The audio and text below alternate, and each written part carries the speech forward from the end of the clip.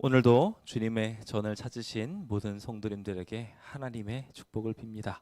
하나님께서 우리에게 귀한 예배를 드리게 하사 하나님을 닮을 수 있는 귀한 축복 허락하시길 소망해 봅니다. 그럼 함께 묵상기도 드리시고 오늘 예배를 시작하도록 하겠습니다.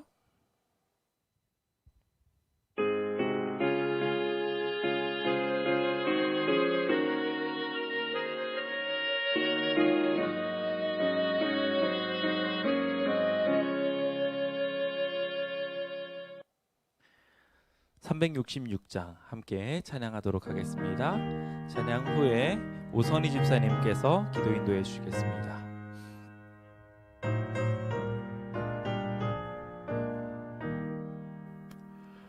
거친 세파에서 실패했거든 그 손 못자국 만져라. 고된 일하다가 힘을 얻으니 그 손 못자국 만져라. 그 손 못자국 만져라. 그 손 못자국 만져라. 주가 널 지키며 인도하시니 그 손 못자국 만져라. 내가 어둠 속을 걸어갈 때면 그 손 못자국 만져라. 주의 빛 가운데 길이 살리라. 그 손 못자국 만져라. 그 손 못자국 만져라. 그 손 못자국 만져라. 주가 널 지키며 인도하시니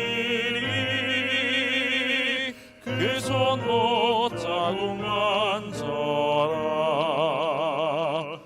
내가 부활의 주 따라가려면 그 손 못자국 만져라. 주가 참 평안을 내게 주시니 그 손 못자국 만져라. 그 손 못자국 만져라. 그 손 못자국 만져라. 주가 잘 지키며 인도하시니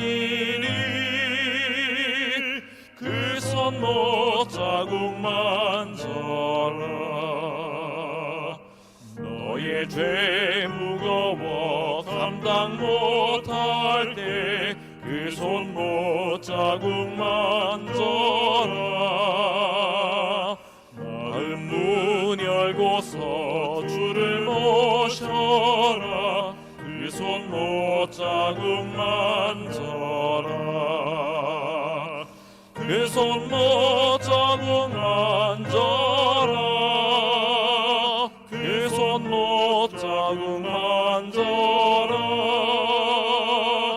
주가 널 지키며 인도하시니 그 손 못자국 만져라.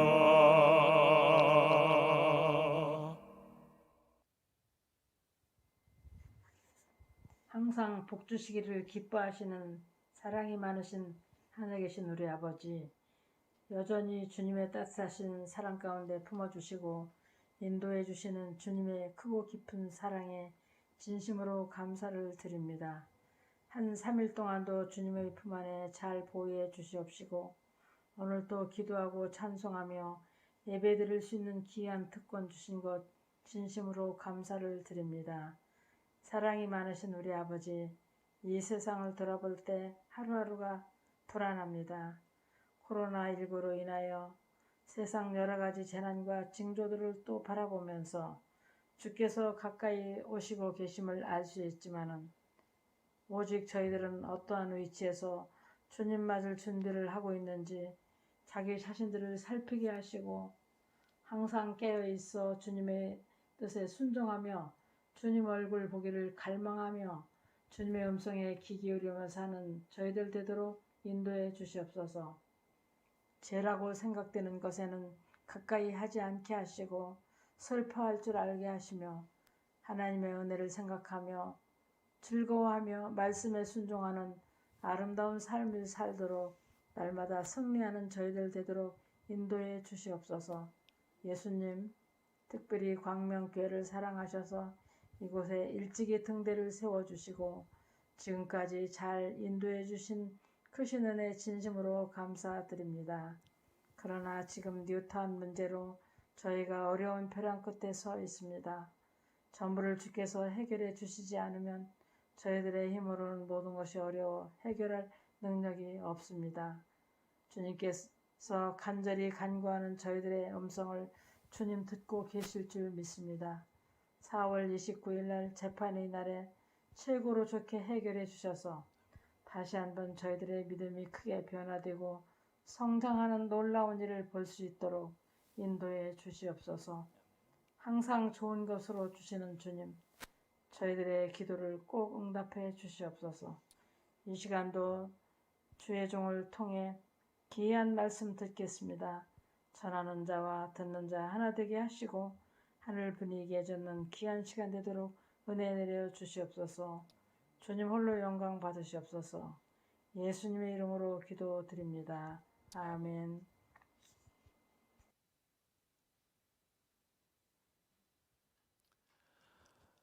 성도 여러분, 참 잘 오셨습니다.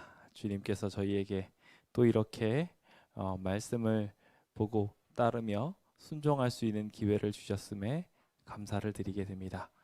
주님께서 은혜를 더하셔서 우리에게 주신 기회인 만큼 더욱 열정적으로 기도하며 승리를 향하여 걷게 되길 소망합니다. 몇 가지 기도 제목을 두고 함께 기도하기 원합니다.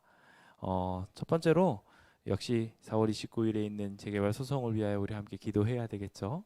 우리가 이 일을 위하여 열정적으로 기도해야 할 텐데요. 특별히 이제는 서중연합회와 심지어 한국연합회까지도 이제 이 일에 많이들 주목하고 계십니다.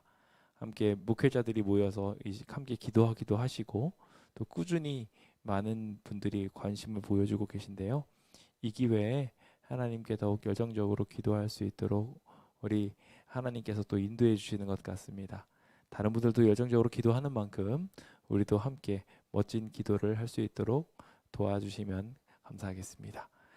아울러 저희가 그것보다 더 중요한 것이 하나 더 있습니다. 바로 4월 전도회입니다.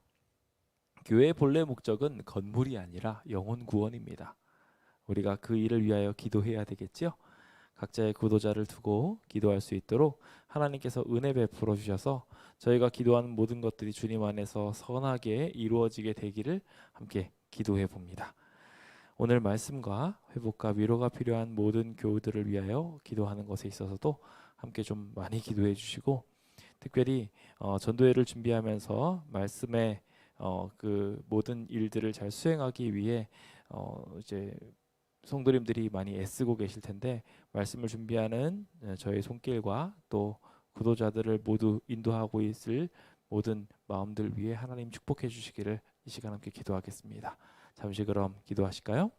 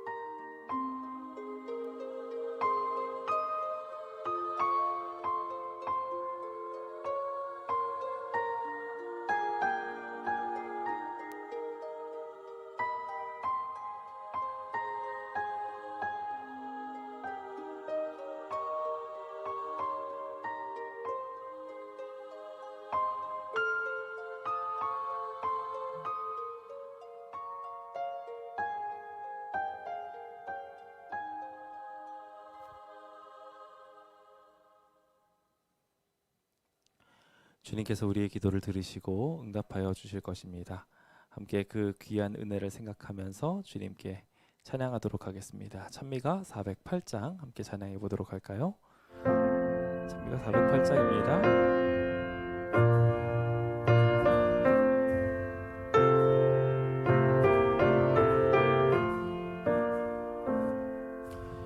귀한 약속 나의 맘에 항상 흘러넘치네. 나의 곁에 사랑의 주 언제든지 계시네. 귀한 약속 주의 사랑 말로 형용 못해도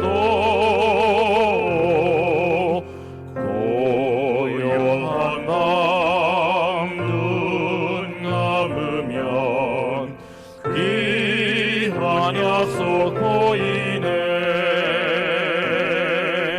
귀한 은혜 내 영혼을 항상 인도하시리. 어느 경우 당하든지 기쁨으로 살리라. 귀한 약속 주의 사랑 말로 형용 못해도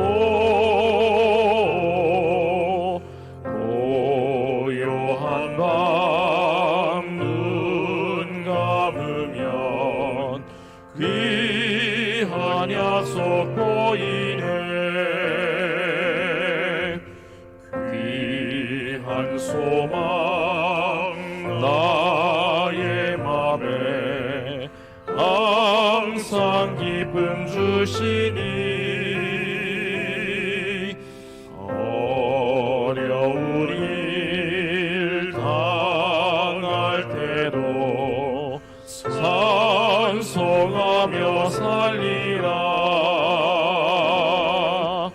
귀한 약속 주의 사랑 말로 형용 못해도 고요한 밤 눈 감으면 귀한 약속 보이네.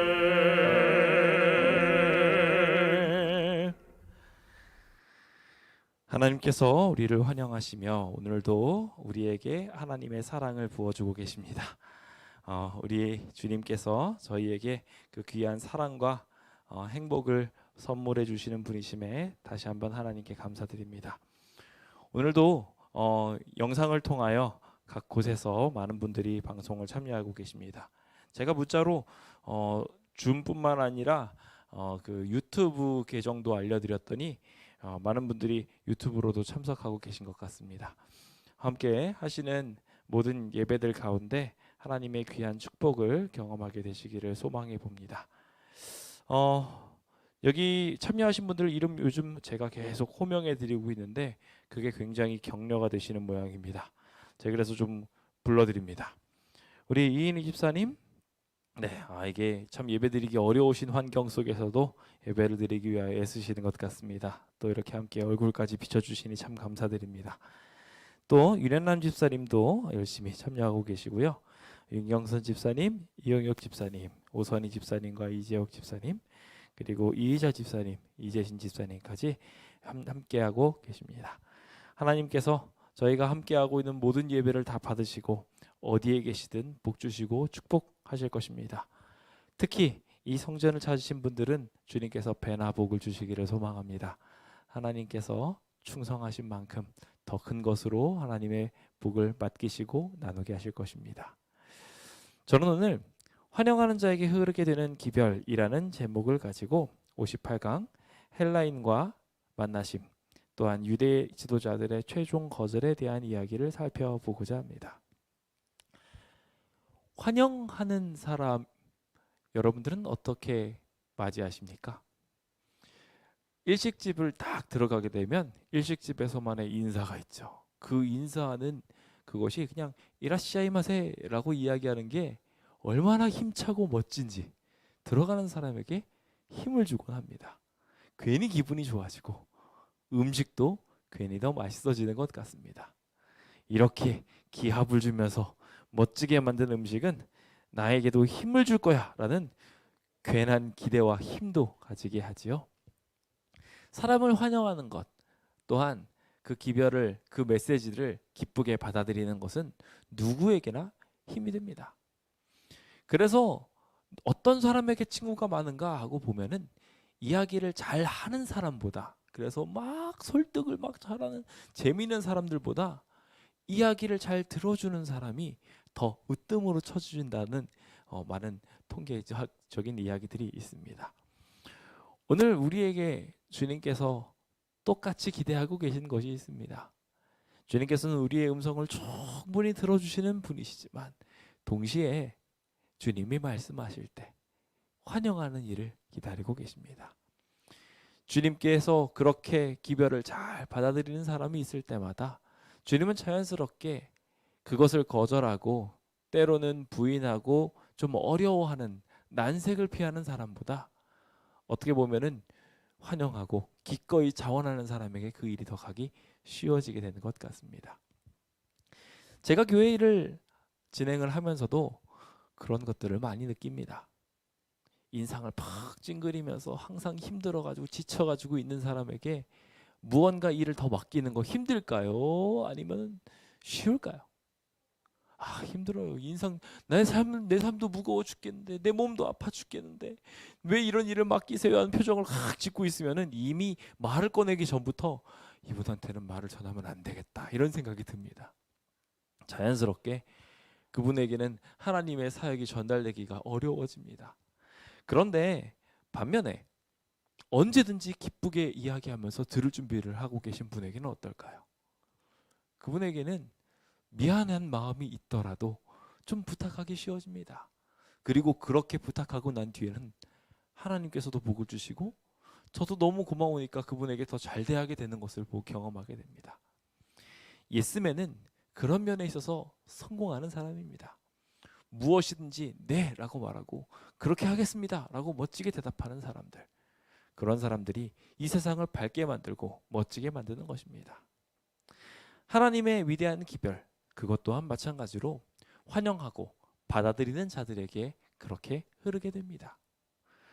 저희는 그동안 계속해서 하나님의 말씀들을 거절하고 있는 이들의 이야기들을 살펴보며 주님께서 왜 그들을 떠나게 되셨는지를 살펴보게 되는데요. 오늘 최종적으로 주님께서 그들을 거절하고 있는 모습을 바라보며 떠나시는 장면이 그려지게 되는데, 오늘 우리의 모습이 그렇게 되지 않기 위하여 환영하는 자의 모습을 취하기 위한 몇 가지 이야기들을 다시 복습해 보도록 하겠습니다. 그럼 함께 구호를 외쳐보도록 할까요? 함께 구호를 크게 외쳐보겠습니다. 구호 준비! 야! 너의 행사를 여호와께 맡기라.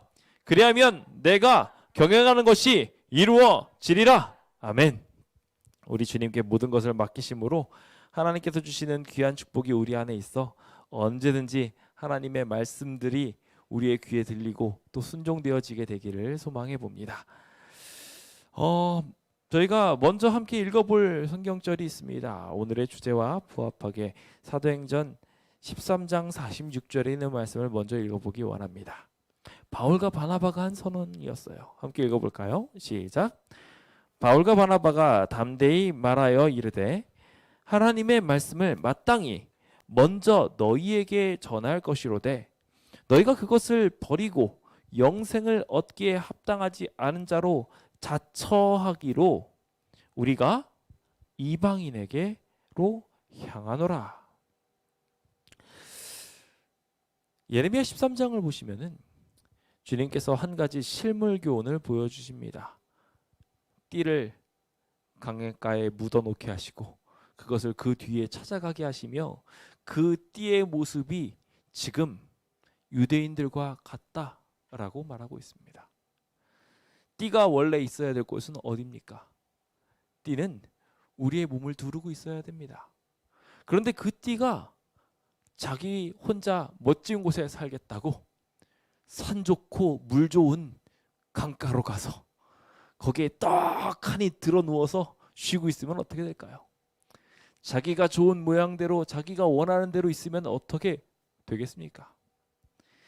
제가 참 좋아하는 벨트가 있었습니다. 근데 그 벨트의 모양이 좀 특이해 가지고 제가 어떤 때건 함부로 쓰지 못하고 거의 모셔두었었어요. 그런데 그러다가 제가 어디다 둔지 잊어버렸습니다.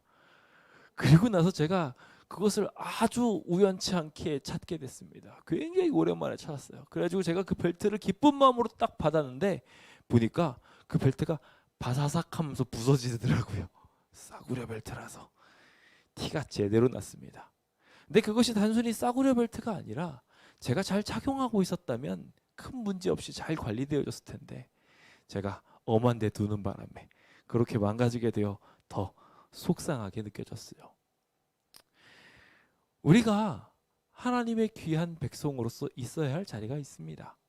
근데 그 있어야 할 자리를 벗어나서 다른 곳으로 가려고 한다면 안타깝게도 그 용도에 맞게 사용되어지지 않으므로 그 가치가 무가치하게 될 것이며 동시에 그 모습 또한 유지되지 못하게 될 것입니다. 하나님의 사랑 어린 관심으로 그 용도에 맞게 아름답게 되고자 하시는 성도 여러분, 오늘 주님께 나아가셔서 주님께서 주시는 귀한 주님의 일을 담당하게 되시길 예수님의 이름으로 축원드립니다. 주님께서는 여기 분명히 사도행전 13장에 말씀하고 계신 것처럼 먼저 너희에게 영생의 기별들이 전달되어질 것이다 라고 말하시며 마땅히라는 단어를 사용하셨습니다. 너희들이 먼저 하나님의 말씀을 알았고 먼저 충성했고 내가 너희를 사랑하니 당연히 마땅히 너희에게 먼저 이 기회가 주어진다고 말입니다. 그런데 만약에 우리가 그것에 합당하지 않은 자로 자처하고 있다면 이야기는 달라집니다. 우리가 싫다고 인상을 팍 찡그리고 있고 순종 안 하겠다고 그러고 있는데 하나님께서 어떻게 강제하실 수 있으시겠습니까? 오늘 이 자리에 계신 모든 성도님들은 우리에게 주어진 기회가 이방인들에게 건너가지 않도록 항상 주의 깊게 주님을 바라보게 되시길 예수님의 이름으로 축원드립니다. 저는 주님의 귀한 이야기를 살펴보며 순환주간의 이야기들을 보고 있습니다. 순환주간의 이야기가 성경의 뒷부분을 굉장히 많이 차지하고 있다 보니까 다소 길어지게 느껴질 수 있지만 그만큼이나 중요하고 주목해야 될 부분입니다. 오늘은 주님께서 그들을 떠나시는 장면을 기록하고 있습니다. 그 떠나시는 장면에 흥미로운 한 가지 사건이 일어나게 되는데 바로 헬라인을 만나시는 사건입니다. 헬라인들을 만나셔서 그들에게 특별한 기별을 전하신 것이 아니었습니다. 그들에게 특별한 사명을 전달하신 것도 아니었습니다. 성경의 기록에 보면은 그 헬라인이 와서 주님을 만나고자 했지만 그들과 예수님과 헬라인이 만나게 되었다는 기록이 나오지 않고 있습니다. 그런데 주님께서는 이 사역을 기점으로 새로운 변환을 맞이하게 되십니다. 그것은 그 전까지 예루살렘으로 향하시던 발걸음이 더 이상 그곳으로 향하지 않게 된 것이었습니다. 도대체 왜 이런 일이 일어나게 된 것일까요?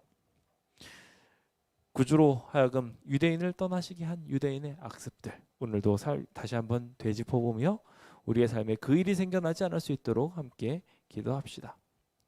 첫 번째로 그들의 악습이 되었던 것은 그들이 지나친 선민 사상을 가지고 있었다는 거예요.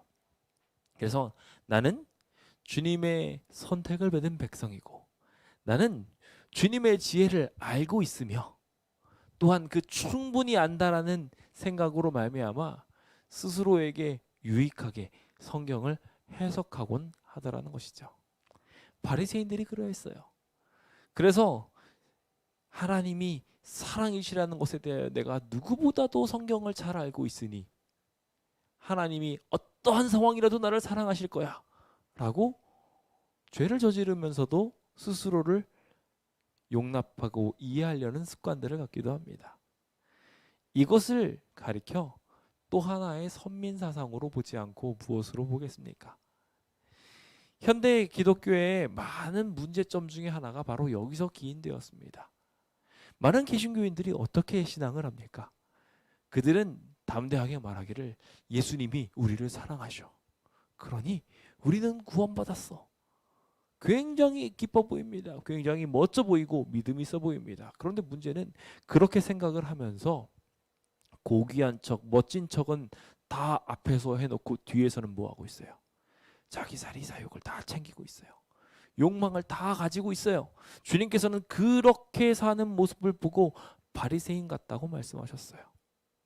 어쩌면 이 모습이 우리의 삶 속에서도 생겨나게 될지 모르겠어요. 주님께서는 그 선민 사상 속에 빠진 사람들에게 메시아의 그림을 그려주고 계셔요. 그 계기가 흥미롭게도 헬라인의 방문이었습니다. 그 헬라인들의 방문을 통하여 주님께서 말씀하고자 하셨던 기별은 고난과 희생을 사명으로 삼으라는 것이었습니다. 우리가 주님의 품으로 나가기 위해서 해야 할 위대한 결심 중 하나는 바로 이러한 고난을 견디는 마음이고 그것을 자처하는 마음입니다. 주님께서 그렇게 하셨기 때문이죠. 우리가 그것을 거절하고 힘들어한다면 주님을 위한 희생과 주님을 위한 열정을 품지 않음으로 말미암아 우리에게 주어졌던 촛대가 다른 이에게 흘러가게 될 것입니다. 그것을 명심하시며 오늘 이야기로 들어가 봅시다. 오늘 이야기의 본문은 요한복음 12장입니다. 12장 20절부터 있는 이야기를 보실까요? 요한복음 12장 20절에 있는 이야기를 보면은 명절, 이 명절이 언제일까요? 6월절이겠죠. 이제 예수님께서 곧 돌아가셔야 되니까 돌아가시기 직전에 이 명절에 예배하러 올라온 사람이 있었습니다. 그 사람들 중에 헬라인 몇이 있었다라고 기록하고 있어요. 여기 헬라인의 신분이 어떤 사람들이었을까요? 유대인들은 전도했을까요? 안 했을까요? 네. 많은 분들이 안 했다고 생각하기 쉬운데 유대인들도 전도했어요. 그래서 그 회심시키는 여러 가지 방법들을 가지고 있었는데 그 단계도 있었어요. 참 재미있죠. 그래서 두 가지 그 단계가 있는데 첫 번째는 문의 회심이라는 단계입니다. 이런 사람들은 성전 안으로 들어오지 못하고 성전 문까지는 올 수 있어요. 성전 문까지는 오는데 그 사람들에게는 노아의 계율까지는 지켜야 한다라고 말하죠. 그래서 그 뒤에 모세를 통하여 주어진 모든 계명까지 다 순종하기를 요구하지는 않지만 최소한에 있었던 정의 증진 그리고 우상 금지, 동물학대 금지, 도둑질 금지, 살인 금지, 신성모독 금지, 거짓 증거 금지, 안식일 수호 이것들은 안식일 이전에도 이미 다 지켜지고 노아 시대 이전에도 계속 지켜지고 있었던 일이기 때문에 그것들은 지켜야 한다. 너희가 유대 백성으로 정식으로 받아들이지는 않지만 하나님을 믿는 백성으로는 내가 인정한다. 라고 해서 문의회심이라는 단계를 두기도 했습니다. 그리고 또 하나 단계가 있었는데 바로 의회심이라는 부분입니다. 의회심이라는 것은 유대인 취급을 정식으로 이방인임에도 불구하고 받을 수 있는 방법이에요. 그렇게 되기 위해서는 어떻게 하면 되냐면 할례를 받아야 됩니다. 할례를 받고 더 나아가서 침례도 받아야 되고요. 제사 제도, 제물 제도에 함께 동참해서 제물을 바치는 일을 함께 규칙적으로 동참해야지 정식으로 유대인 취급을 받을 수 있었습니다. 자, 여기 보면은 20절에 올라온 사람 중에 헬라인 몇이 있다라고 기록을 하고 있었습니다. 이 사람은 어떤 사람에 해당이 됐을까요? 유대인 절기에 동참하고 있는 세 가지 부류가 있었어요. 첫 번째는 정통 히브리인들, 지금 히브리 지역에 살고 있고 그래서 정말 유대인으로서 한 점 부끄럼 없이 살고 있다고 자부하는 사람들. 그런 사람들 당연히 유대 절기에 동참을 하겠죠. 그리고 헬라파 유대인들이 있었습니다. 이들은 히브리어를 혹 구사 못하더라도 다른 지역에 다 흩어져 살고 있었음에도 불구하고 주님께 충성하기로 결심하고 모든 절기를 다 지키는 사람들, 흔히 디아스포라라고 말하는 사람들입니다. 이 디아스포라와 그리고 앞에 말했던 히브리파 유대인들, 이 두 부류는 방금 전에 이야기했던 단계 중에 의의 회심까지는 가야지 이 단계로 불려졌습니다. 즉 이 디아스포라로 이방 땅에 있다 할지라도 그들이 와서 침례를 받고 할례도 받고 그렇게 하면 그들은 헬라파 유대인이라고 이름을 불렀다는 거예요. 이해되시죠? 그런데 여기는 헬라파 유대인인가요? 아니면 헬라인인가요? 헬라인이에요. 이 헬라인은 왜 헬라인으로 남아 있었을까요? 왜냐하면 그는 의의 회심에 달하지 못했어요. 의의 회심은 뭔가요? 할례를 받아야 돼요. 일단은 기본적으로 나이가 다 들었는데 갑자기 할례를 받아야 돼요. 엄청난 부담이 되는 겁니다. 게다가 침례를 받아야 되고 이 일을 수행하기 위해선 제사와 제물들을 정기적으로 바쳐야 했습니다. 허들이 높았어요. 하지만 그는 원했어요.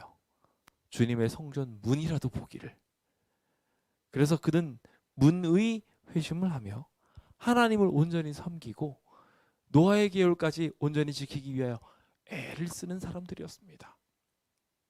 그들이 바로 여기 등장하는 헬라인이었어요. 제가 왜 이 말씀을 드리냐면 오늘 우리의 삶에 이렇게 부족한 면이 드러나지만 최선을 다하는 무리들이 분명히 존재한다는 것입니다. 내가 이것도 하고 저것도 하나이다 라고 이야기하며 다른 사람들한테 어깨를 펴는 경우가 종종 있죠. 나는 안식일도 거룩히 지키며 안식일에 대한 모든 부분들을 포기하고 삽니다 부터 시작해가지고, 물론 여기 문의회심을 한 사람들도 안식일은 지켜야 했지만 그것이 우리에게 어쩌면 자랑이 되고 있을지 모르겠어요. 게다가 우리들에게 뭐 요즘에 굳이 뭐 할례를 따지지 않으니까 다른 걸로 친다면은 뉴스타트 법칙들 끄집어내면서 나는 이렇게까지 합니다 라고 자랑할 수도 있고요. 또 나는 어떻게 금식을 합니다, 나는 어떻게 선교를 합니다, 나는 어떤 사람들은 이렇게 나눕니다 라고 이야기하면서 마치 이렇게 하는 사람들이 의의 회심을 한 것 마냥 생각하게 될 수도 있습니다. 그런데 주님께서는 여기 의의 회심을 한 사람을 보고서 반응하시기보다 문의 회심을 하고 있는 아직 연약한 이 헬라인을 향하여 주목하셨습니다. 왜 그러셨을까요? 저는 그 가장 큰 이유가 주님의 말씀을 환영했기 때문이었다라고 말씀드리고 싶습니다. 자, 그들은 21절에 보시면 갈릴리 베스다 사람 빌립을 향하여 찾아가게 됩니다. 빌립은 예수님의 제자였죠. 예수님의 제자들 나이가 많았나요, 적었나요? 다 적었어요. 청년들이었어요. 지금으로 치면 세라 정도 되는 나이에 있는 사람들이 다 이렇게 함께 예수님과 함께 있었습니다.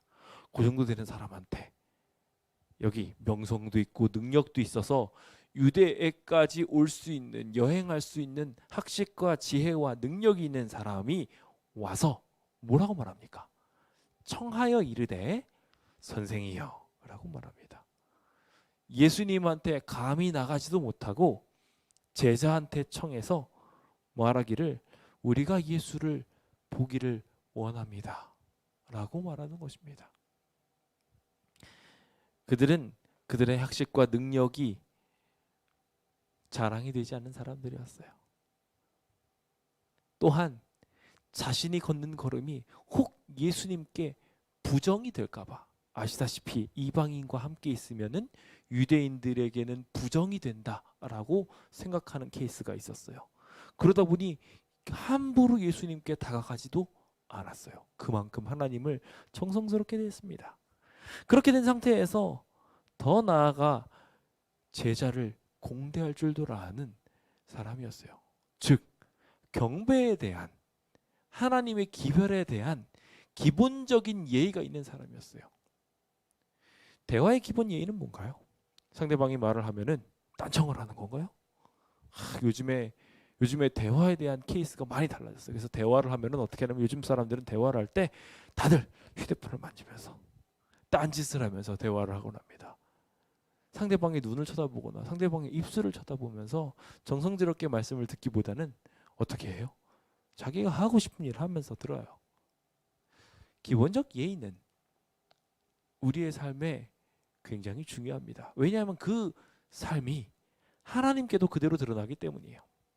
요즘 청년들과 함께 달란트의 비유에 대한 이야기를 요즘 읽고 있는데, 그 달란트의 비유에 대한 이야기를 이번에 읽으면서 우리가 평소의 삶을 단련해야 된다는 파트를 보면은 그것들이 결과적으로 하나님께 연결되기 때문이라고 설명을 하고 있어요. 그것이 재능을 키워야 되는 이유이고 삶을 개선시켜야 되는 이유라고 말하고 있어요.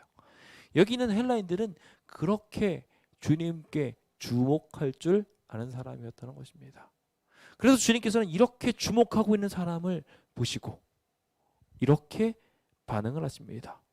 인자가 영광을 얻을 때가 왔도다. 여기는 이 말씀은 예수님께서 이방인들에게 찬양을 받겠다는 얘기가 아닙니다. 예수님께서 이방인이 찾아오시고 이방인들이 무르익어서 예수님의 기별에 귀 기울이려고 하는 것을 보시고 그렇게 주목된 준비된 기별의 전파를 보고 예수님께서는 십자가에 달려 돌아가실 생각을 하셨던 것입니다. 주님께서 오늘 우리에게 보여주고자 하시는 것은 의식도 아니고 기별도 아니라 사랑입니다. 주님께서 진짜 보여주시고 싶은 것이 바로 우리를 사랑해서 내가 너희를 위하여 죽을 거야 라는 메시지였다는 것입니다. 주님은 이 메시지를 전달하는 것이 가장 중요하다고 생각했는데, 문제는 그 남을 위하여 희생하는 십자가의 길, 주님의 메시아 상에 대하여 많은 사람들이 부인하고 있었다는 것입니다. 어쩌면 오늘날 우리도 남을 위하여 희생하고 십자가를 져야 된다는 그 길에 대하여 반대하고 부인하고 있을지 모르겠다는 생각이 듭니다. 그렇게 하면서 주여 그 길은 우리가 원하지 않는 길입니다 라고 이야기하면서 혹 예수님께서 그 길을 걸으실 때 제가 그 길을 가기 원치 않습니다, 주님도 그 길 가지 마십시오 라고 만류하다가 예수님한테 사단아 물러가라라고 명령받고 있지는 않은지 곰곰이 좀 생각 좀 해봐야 될 것 같습니다. 저는 지금 그 이야기를 함께 생각해 보며 우리 주님께서 이들에게 주고자 하셨던 귀한 기별들을 함께 몇 가지 살펴보고자 합니다. 자, 함께 그럼 보도록 할까요? 24절부터 있는 이야기입니다. 주님께서는 그 이야기를 딱 오자마자 꺼내신 것이 하늘의 밀이 땅에 떨어져서 죽지 않으면 하늘 그대로 있는다 라고 이야기하십니다. 즉 미랄의 교훈을 통하여 주님께서 하늘의 교훈을 설명하시고 예수님의 사역에 대해서 설명하셨던 것입니다. 그래서 자기의 생명을 사랑하는 자는 잃어버릴 것이요 이 세상에서 자기의 생명을 미워하는 사람은 영생토록 보존될 것이다 라고 말하셨어요. 그리고 말씀하시기를 나를 섬기려면 내가 하는 미랄의 행위를 너희도 따라야 한다. 내가 있는 곳 이 십자가의 길, 미랄의 길을 향하여 가게 되는 것인데 너희가 동참하게 되는 것이 당연한 것이 나 있는 곳에 나를 섬기는 자도 있기 때문이다 라고 말하고 계셔요. 우리가 주님을 섬긴다고 이야기하며 주님께서 십자가를 지고 걷고 있는데 주님 십자가를 잘 지고 가시네요. 화이팅입니다. 저를 대신해서 이 십자가도 좀 져주세요. 화이팅! 혹 이러고 있지는 않습니까? 아니에요. 주님께서 고통스러워한다면은 우리도 같이 짊어지고 그 모욕의 길을 같이 걸어야 해요. 그리고 주님께서는 그렇게 하는 사람에게 축복하십니다. 사람이 나를 섬기면 내 아버지께서 그를 귀히 여기시리라. 아멘.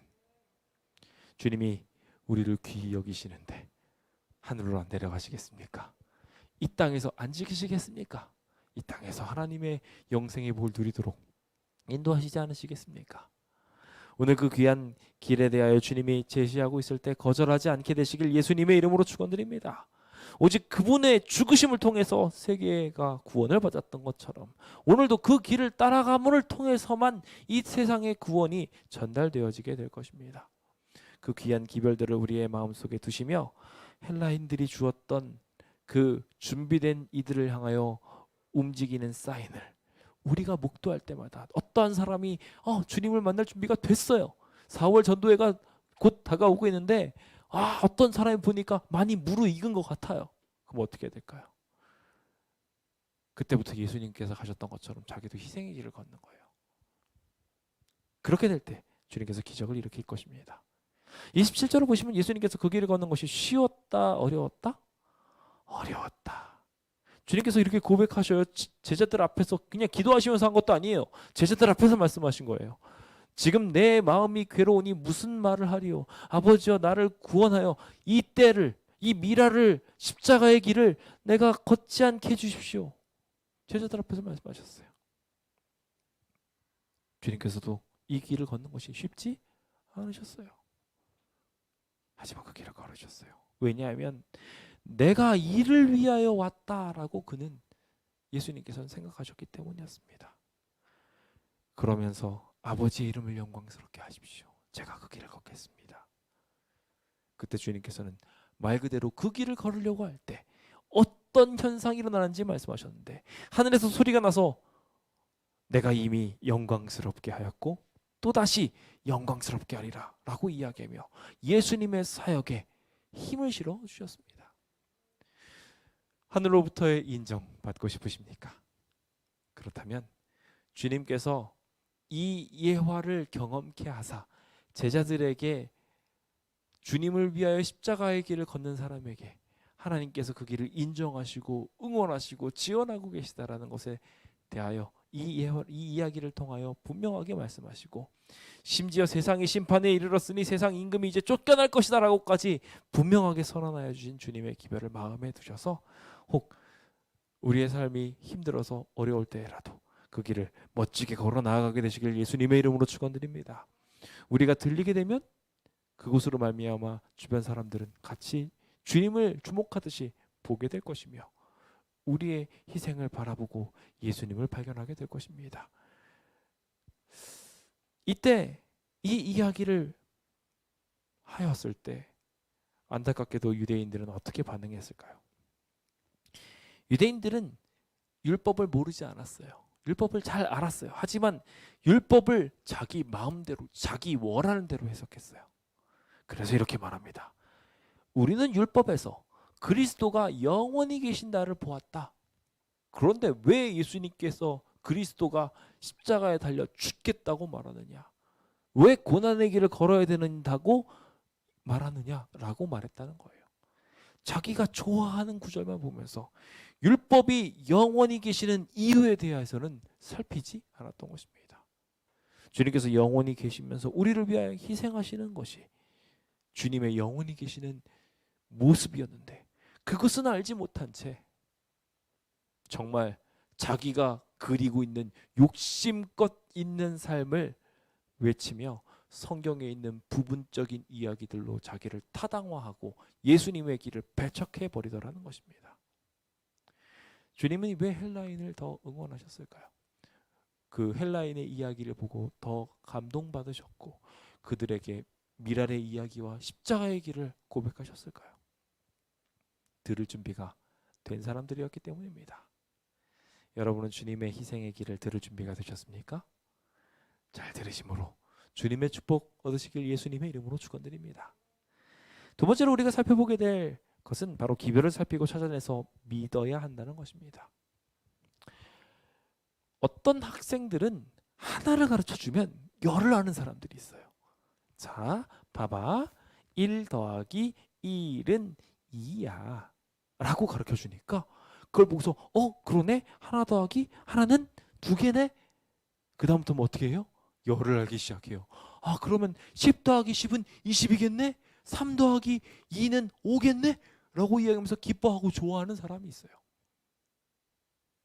그 부분에 관심이 있고 심지어 열심히 스스로 연구를 해서 더하기의 진리들을 통하여 곱하기도 익히는 사람들도 있어요.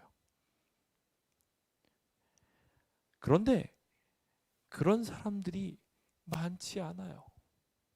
스스로의 욕망과 스스로 편하게 살고자 하는 생각들로 인하여 도리어 반대가 되는 경우들이 많죠. 10개를 가르쳐줘요. 그런데 하나도 깨닫지 못해요. 안타깝게도 이 모습이 제자들의 모습이었고 현대 그리스도인의 모습이 아닌가라는 생각을 해보게 됩니다. 우리가 가져야 되는 것은 주님의 말씀에 대한 열정입니다. 이것이 정말 재밌구나라는 것을 아는 것이 정말 하나님에 대하여 발전하는 비결이에요. 곱하기 공식이 있습니다. 10의 자리가 1이면은 그것을 어떻게 곱하면 되는지에 대한 공식이 있어요. 천재 수학처럼 해가지고요. 그냥 우리가 흔히 곱하기 하는 것처럼 두 자릿수 곱하면 그렇게 곱하지 않아요. 아주 쉽게 1의 자리를 통해 가지고 슉슉슉슉슉 계산을 해버리고 끝나는 공식이 있어요. 그것을 너무 신기하게 배우고 감명을 받은 학생은 그 다음부터 어떻게 할까요? 수학 공부가 너무 재밌어요. 너무 신기해요. 어떻게 이럴 수 있지? 라고 생각을 하게 돼요. 1 더하기 9, 2 더하기 8, 그러네. 3 더하기 7. 그것들이 하나하나 합쳐지면서 숫자를 금방 만들어지면서 더해지기가 금방 더해지는 것을 보면서 우와, 숫자의 세계가 신기해. 그렇게 공부하기 시작하는 사람은 자연스럽게 수학을 사랑하게 됩니다. 한국사를 연구하게 되는 것도 그 역사에서의 재미를 느껴서이고요. 또한 한 가지 언어를 익히는 것도 마찬가지입니다. 제가 일본어를 굉장히 잘하는 편은 아니지만 좀 할 줄 알아서 주변 친구들한테 전하고 공부도 가르쳐주고 있었는데 그 중에 한 명은 도저히 이길 수가 없더라고요. 분명히 제가 먼저 가르쳤는데 그 친구는 일본에 있는 펜팔 친구를 사귀었어요. 그래서 그 펜팔 친구와 함께 친해지니까 어떻게 됐을까요? 나중에는요, 제가 분명히 그 친구가 처음에는 와가지고 저한테 어떻게 하면 일본어를 공부할 수 있는지 가르쳐 달라고 해서 제가 가르쳐 줬었는데 이제는 그 친구는 일본에 가서 목회하고 있어요. 일본어로 설교를 하고 일본 사람들을 전도하고 있어요. 저는 근데 이제 글자도 못 읽어요. 어떻게 관심을 두느냐에 따라 삶이 바뀌는 것입니다. 지도자들의 최종 배척 또한 마찬가지였습니다. 이렇게 관심을 기울이지 않았어요. 주님께서 표적을 보여주시는데 말이죠. 그를 믿지 않아요. 이렇게나 많은 표적을 보여주셨는데 그를 믿지 않았다라고 말하고 있어요. 왜요? 왜 그들은 그렇게 했을까요? 이사야서에 예언되어 있는 이야기처럼 그들이 관심 두지 않아서예요. 눈이 멀어졌고요. 마음이 완고해졌고요. 깨닫고 돌이킬 생각을 갖지 않았어요. 그러니까 아무리 이야기를 전달해도 소용이 없었던 것입니다. 선지자의 임무는 너무 분명했고 또 그 음성을 높여서 성행하는 악을 꾸짖었지만 그것에 대한 열매를 보기가 너무 힘들었어요. 그것이 어쩌면 이런 시대의 모습일지도 모르겠어요. 그리고 그것을 보고서 좌절할지도 모르겠어요. 하지만 주님께서는 그 모든 과정들이 필요했고 결실이 아주 없지 않을 것이라고 분명히 말씀하시면서 우리에게 격려하셔요. 우리도 당장 주변 사람들이 눈 멀어 있고 귀 닫고 있고 입 닫고 있고 아무것도 하지 않는 모습을 보면서 열매 없는 모습을 보고 나도 안 할래 라고 생각을 굳혀버릴 수도 있습니다. 하지만 그 중에 몇 사람은 수학을 좋아하고 역사를 좋아하고 언어를 잘하게 된 것처럼 주님을 사랑하게 됩니다. 그렇게 하여 전문가가 되지요. 오늘 우리에게 그 귀한 축복이 있게 되길 예수님의 이름으로 축원드립니다. 그 아름다운 기적이 일어나기 위해서 해야 될 굉장히 중요한 것이 있어요. 여기 어떤 관리들 중에서요 믿는 자가 많았다고 기록하고 있어요. 그런데 바리새인들 때문에 드러나게 말하지 못했다라고 말하고 있어요. 왜라고 기록되어 있는데 이는 출교를 당할까 두려웠기 때문이라고 기록하고 있어요. 손해볼까 봐 걱정했던 것이죠. 주님의 말씀을 듣기 위해서 희생할 줄 알아야 합니다. 남들의 칭찬도 포기할 줄 알아야 되고 질책과 수치도 때로는 감내해야 합니다. 그것의 값이 영생이기 때문입니다. 오늘 그 영생을 위하여 주님의 귀한 말씀들을 잘 듣게 되는 하나를 가르치면 10개를 향하여 달려가는 멋진 성도님들 되시길 예수님의 이름으로 축원드립니다. 마지막으로 우리가 주목하게 보게 될 것은 바로 말씀을 잘 듣고 주 뜻대로 살아야 한다는 것입니다. 그 모습이 어떠한지 주님께서 친히 모본을 보여주셨는데 그것이 바로 빛자체이신 예수 자신이셨습니다. 그래서 주님께서는 자신 있게 자신에 대하여 말씀하시기를 나를 믿는 자는 나를 믿는 게 아니라 하나님을 믿는 거다라고 자신 있게 말씀하셨어요. 우리도 세상에게 전도하면서 당신은 어떻게 이렇게 선행을 잘하십니까? 어떻게 이렇게 어려운 시국에도 예배를 이렇게 놓치지 않고 열정적으로 들으십니까? 라고 이야기하게 될 때 그 모습을 보고서 내가 좀 잘났지가 아니라 하나님을 드러내야 되는 것이죠. 예수님께서는 그렇게 사셨어요. 빛 자체로 말이죠. 그러면서 어둠에 거하지 않게 하시려는 예수님의 하나님의 목표를 예수님께서는 그대로 들고 와서 우리에게 전파하셨던 것이고, 우리도 그렇게 예수님의 제자가 되어 전달해야 한다는 것입니다. 그래서 주님께서는 그 설명을 하시면서 목적을 명확하게 하셨어요. 심판하시고 주변 사람들 정죄하고 막 괴롭히려고 아니라 주님께서는 마지막 때 구원하시려고 오셨다고 분명하게 말씀하십니다. 오늘 우리도 그렇게 의의 심판장이 되어야 합니다. 의의 심판하는 사람이 되어야 돼요. 주님의 말씀을 잘 전달할 수 있어야 합니다. 하나님의 기별을 전달할 줄 알고 계몽시키는 사람이 돼요. 나중에는 그 사람이 받은 그 메시지로 인하여 스스로가 고백하고 스스로가 심판받도록 주님의 말씀을 전달하는 사람이 되어야 한다는 것입니다. 오늘 주님께서 그렇게 멋진 예수님의 모습을 우리한테 보여주셨던 것처럼 우리도 자의로 말하지 않고 하나님께서 보내신 바대로 말을 전할 수 있는 사람 되기를 소망해 봅니다. 주님의 영생의 모습을 우리 안에 담으며 멋지게 주님을 향하여 걷게 되므로 헬라인과 같이 주님의 음성의 귀를 쫑긋 기울일 줄 아는 참된 메시지를 들을 줄 아는 사람 되시길 간절히 바라면서 오늘 모든 말씀을 마치도록 하겠습니다. 함께 자리에서 일어서셔서 찬양하도록 할까요? 찬미가 300장 일어서셔서 힘차게 찬양하시고 함께 예배를 마쳐보도록 하겠습니다. 찬미가 300장입니다.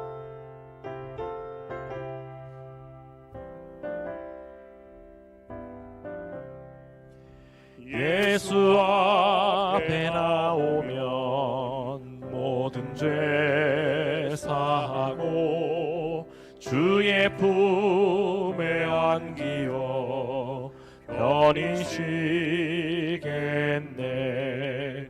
우리 주만 믿으면 구원함을 받으며 영생 복락멸류관 우리가 받겠네. 예수 앞에 날마다 은총을 받으며 마음의 기쁨 넘쳐서 감사하리라. 우리 주만 믿으면 구원함을 받으며 영생 복락멸류관 우리가 받겠네. 예수 앞에 설 때에 흰 옷을 입으며 밝고 빛난 집에서 같이 살리라. 우리 주만 믿으면 구원함을 받으며 영생 복락멸류관 우리가 받겠네. 예수 앞에 나와 우리의 귀를 열기 원합니다. 영생 복락 주기 원하시는 주님이시여, 우리로 그 마음 열게 하여 주사 주의 구원 받게 하여 주옵소서. 예수님의 이름으로 기도드립니다. 아멘.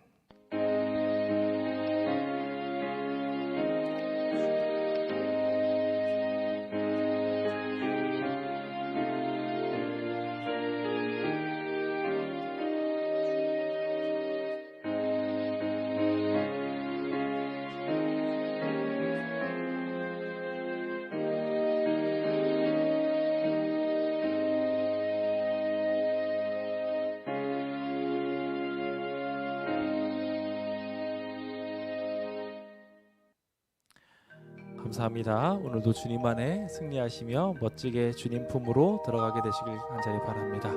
행복하고 즐거운 하루 되십시오. 감사합니다.